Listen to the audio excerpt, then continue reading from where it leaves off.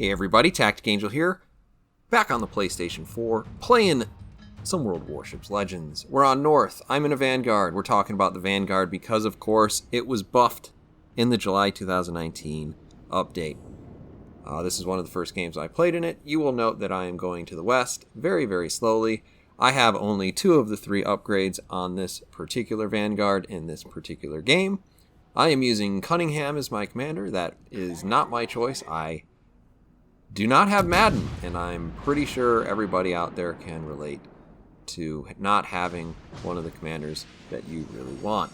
So I would prefer to use Madden, and the reason I would prefer to use Madden is because Madden is the more tanky of the 2 options. Cunningham is really more of the sniper battleship thing, and I know I'm playing the sniper battleship thing right now, but it's not my favorite thing to do, and certainly with the Royal Navy, you usually get yourself in a lot of trouble if you try to do that.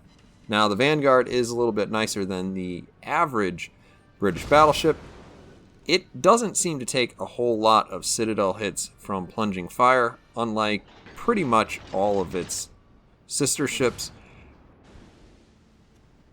That said, I would still rather have the heals. I would still rather have the secondaries. Now, the thing about the Vanguard, they buffed the heal, and that's really what we're here to see.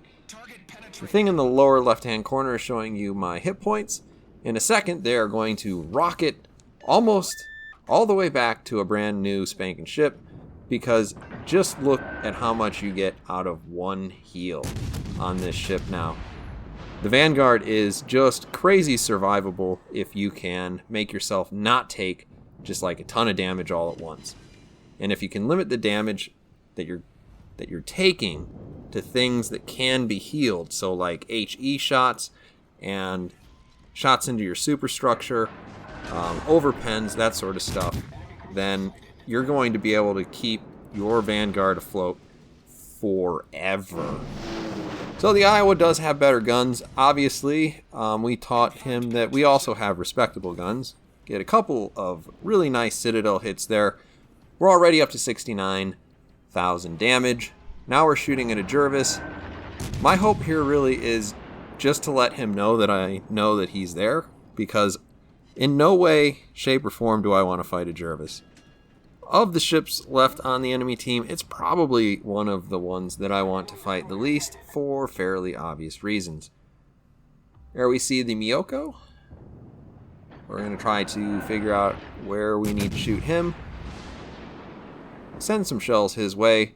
He is certainly far enough away that I don't need to worry about much of anything from him. I don't think his guns can reach me, and his torpedoes certainly cannot. And now that he's dead, he's super not threatening to me.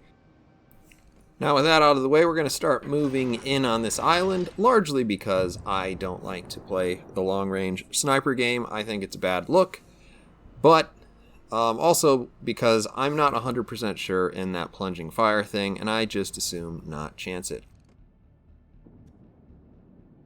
So we do know that there is an Indianapolis over there. If I give him a bad enough angle, he will definitely be able to get through my side. That said, we put some shells out there. They look pretty good, and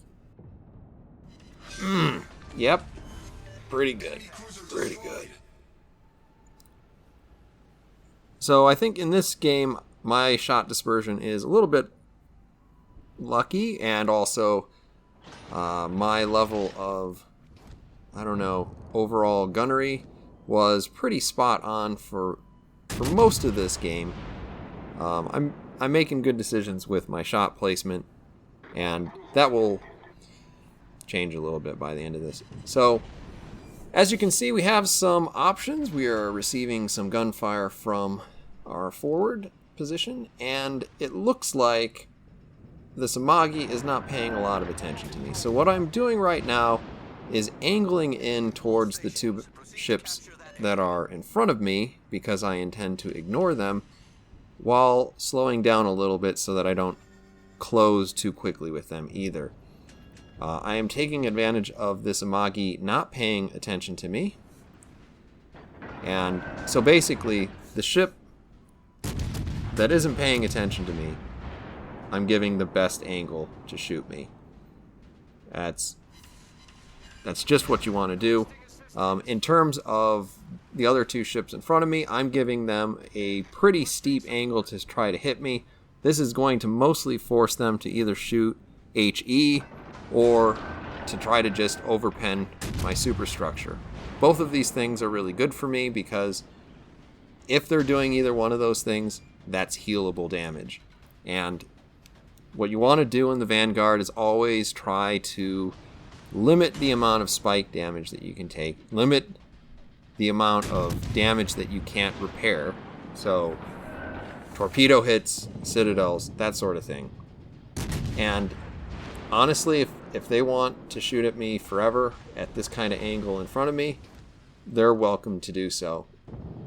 Even better would be to try to limit the number of boats that can shoot at me to maybe 1, maybe 2. That's going to help you stay in there for a long time. Certainly you can imagine with the amount that this ship can heal, just the absurd survivability of it. We take a moment here to turn the ship around, hoping not to take a big hit from the Colorado. We time it pretty well, and that Colorado is pretty well dead. This should probably finish him off, though those shells look kind of terrible. And wouldn't you know it, I actually did make a wise decision here. The Amagi is at the far range of his possible torpedo range. He would probably not be doing a wise thing to shoot torpedoes at me, particularly since I'm angled away from him, and therefore the range that I'm presenting to him is ever increasing. I'm not all that worried about the Amagi. Oh my gosh. I recorded this before. I said the same thing. We're going with it. The Megami, the range, the angle, I've completely lost the plot. The angle that I'm presenting the Megami, I just have to make sure not to give him flat broadsides, and we should be okay. His best option, all things considered, if I do angle smartly against him, is to shoot HE. And honestly, that falls into one of the categories of damage I don't care about. As you can see, I've activated my heal a second time. I'm going to get back to a ridiculous amount of hit points, well over 50,000 by the end of this. And I could have even waited longer. I wasn't to the point where there was a lot of damage that was beyond what I could heal. And I mean, if you're just thinking about that, just how survivable this ship has become now. We go ahead and finish that guy off at the very end.